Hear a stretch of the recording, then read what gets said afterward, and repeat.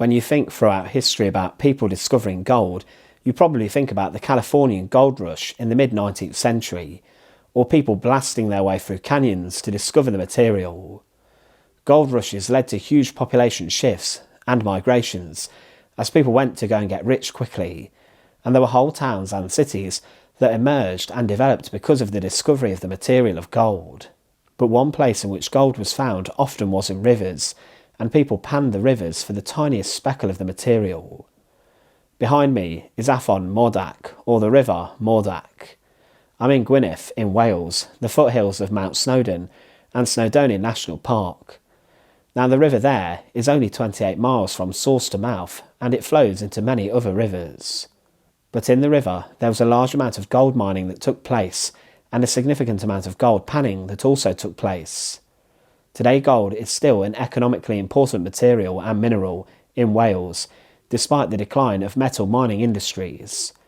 Most of the mines around this part of the world searched for slate and were themselves very successful. But there was a highly productive gold belt in the region, with gold being discovered in rivers like the Mawwdach.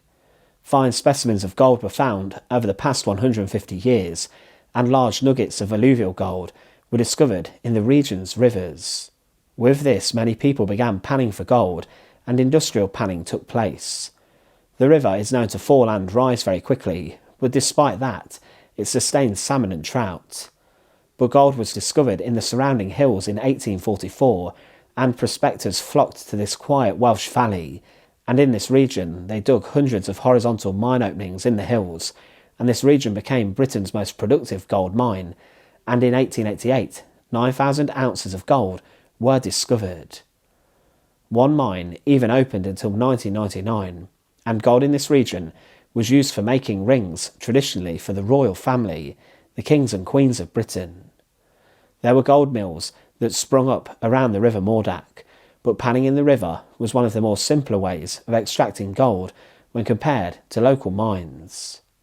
But it's strange to think that today the river coughed up a significant amount of gold that was even used to make jewellery for the kings and queens of Britain.